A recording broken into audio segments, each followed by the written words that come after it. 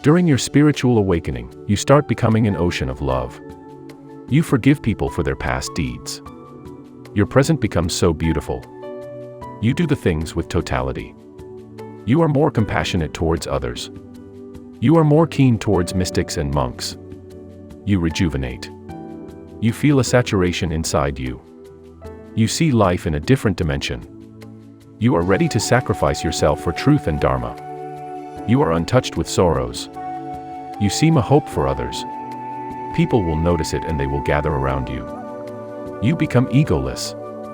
Your vibes turn into medicine which people take for healing themselves. You feel more connected in nature. You start becoming conscious. Sex evaporates. You feel a certain energy which is unknown to you. You get unite with this cosmos. For me, these were the 5 stages which I experienced during my own spiritual awakening. Number 1. Dark night of the soul. Spiritual awakening always start with a major event in one's life, which usually leads to spiritual crisis journey, which eventually ends at the union with God. This event is known as the dark night of the soul. Number 2. Sudden self-actualization. You start feeling that sense of fulfillment, security, and being unashamed with who you actually are. You stop giving a shit to what people are thinking or how they might be perceiving you. Suddenly you become able to see your real potential. You become oblivious to judgment by others. Number 3. Bliss of solitude. You get disassociated and detached with your old ideologies, habits, and routines. The meaning of happiness is changed for you. Material things, social circle, old hobbies will appear useless. You find bliss in solitude. William Wordsworth was so utterly right when he said that inward eye, which is the bliss of solitude. Number 4. Tenderness and compassion for everything and everyone. This aspect was like a surprise for me. Suddenly I started feeling compassion to the people who were in the list of my worst enemies. You actually feel a connection with everything and everyone. It feels like that we all belong to one origin, and this feeling was so utterly intense for me. I feel the next level empathy. In a way it is painful though. Number 5. Strong urge to change to a healthy lifestyle. Instant gratification become a big no-no suddenly. You will dive into the world of clean eating, good active life and non-toxic unprocessed foods. You truly start respecting your body along your soul. Putting anything junk in your stomach will feel unholy. All these happened to me when I was undergoing my spiritual awakening, which took a good period of time. First and foremost, I stopped going to church. I couldn't listen to one more sermon from a dude who has too much religious knowledge and little spiritual experience. There are things inside you that no longer serve you, and they are dying. This feels like depression.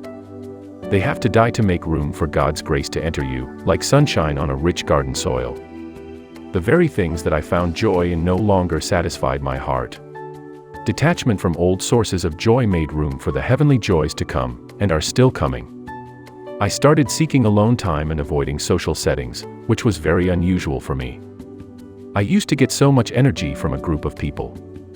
I didn't realize I was stealing it from them. I hardly ate. I lost 60 pounds. Also, anger and rage. It came in waves and I blamed my family as the cause. Of course it wasn't them, it was my own hurt deep within crying out to be healed. I had energy flowing through my brain that felt like pins and needles. For meditation, it became a daily thing. It was the only thing I felt good doing. A loss of meaning or purpose in life, especially work. A deep and strangely consoling trust that all this pain I felt was the loving hand of God in my life. My life prior to the moment of awakening had been a roller coaster. Everything I have ever wanted, I would get it, and then lose it. Nothing stays in my grasp for long. Family, love, respect, beauty, status, and material wealth. I have enjoyed it all in short bursts. After each major loss, I would be back in square one. And would ask myself, have I truly attained anything?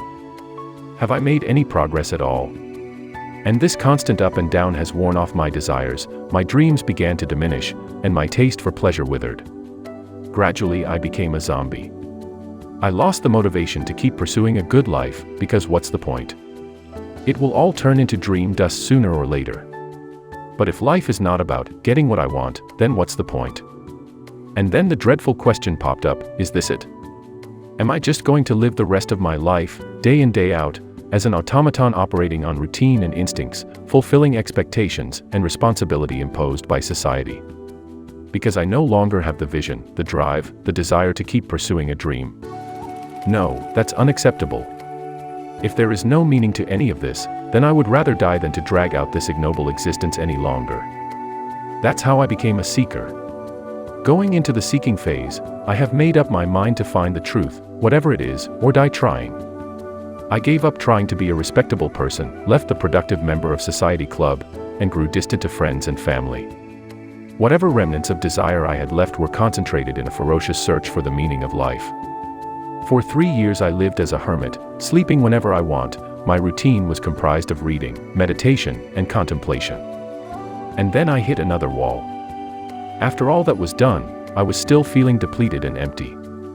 I couldn't make the leap and I couldn't connect the dots. The world carried on its charades. There was still no answer. In that moment, I raised my arms in the air. You know what? Fuck it. I'm tired. If this is all there is, and I die ignorant and depressed, so be it. I gave up and let out a huge sigh. I look at myself and my life, still in square one, only with more white hairs. Just be, my reflection seemed to be saying, stop trying so hard to get it. And with those last words my mind succumbed to defeat and went to rest. What took place days after that I still have trouble recounting. It was cataclysmic. Whatever it is that I was looking for, did not come in the form that I would anticipated. The journey that I'd started on the outside, continues to this day inside. After the cataclysm that one calls an awakening, the mechanism to my perception changed irrevocably. I can no longer see the way the world functions in the same way as my pre-awakening self again. However, I am not done. The tides are still moving, bringing me up and down and washing whatever karmic debt remaining with each trip. The only thing holding me together is a faint remnant of fear for the inevitable, which it knows will eventually dissipate, as it falls deeper into the unknown. Are you undergoing your spiritual awakening? Which level are you at the moment? Comment below, and don't miss any of my daily uploads. If you find value in this content, make sure to like and subscribe.